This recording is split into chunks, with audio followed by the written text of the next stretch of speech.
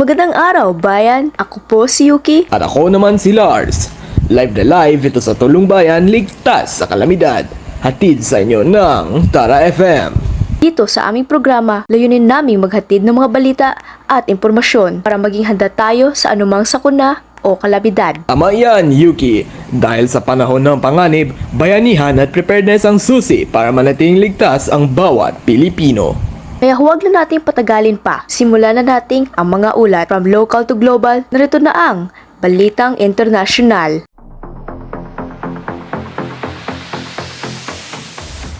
Sa Japan, kilala sila sa mahusay na paghahanda sa lindol. Kamakailan nagsagawa sila ng malawakang earthquake drill na dinaluhan ng libo-libong mamamayan upang matutunan ang tamang paglikas at pagtugon. Malagang tularan ito ng Pilipinas, lalo na't madalas din tayo ang tamaan ng lindol at bagyo. Ang kahandaan ay nakapagliligtas ng buhay. Ito si Loren sa Balitang Internasyonal. Balik sa inyo mga angkor. Binabalita ni Gian Lambuson. Sa pagsalanta ng Tropical Storm Emil, labis na naapektuhan ang lalawigan ng Capiz, lalo na ang Roa City, kung saan maraming barangay ang binaha at naapektuhan ng kabuhayan ng mga residente. Agad na rumispondi ang mga mamamayan kasama ang lokal na pamahalaan at mga volunteer upang magsagawa ng rescue operations at pamamahagi ng tulong sa mga pamilyang naapektuhan. Balik sa inyo mga angkor.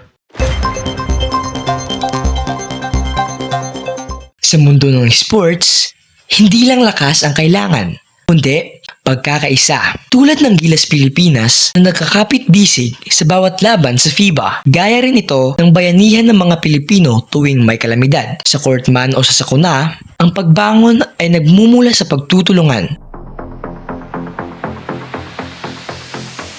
Magandang araw. Ako po si Ariana, nagbabalita para sa Balitang Panahon.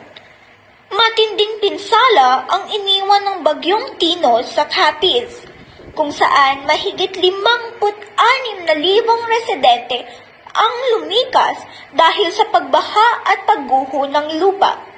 Idineklara na ang state of calamity matapos umabot sa mahigit 1,000 milyong halaga ng pinsala sa agrikultura at kabuhayan. Patuloy ang relief operations at pagtutok ng mga lokal na opisyal sa mga apektadong pamilya. Ako po si Ariana, nag-uulat para sa Balitang Bayan News. Serbisyong totoo, impormasyong sigurado. Ka-alert! Chika alert! Malapit na ang Pasko at kasama riyan ang inaabangang Metro Manila Film Festival 2025. Trending ang lineup dahil puno ng big stars, comedy hits, heartwarming family movies, at exciting red carpet moments. Ramdam na ramdam ang hype at inaabangan ang box office showdown ngayong holiday season. Ako po si Angeline Peñafel.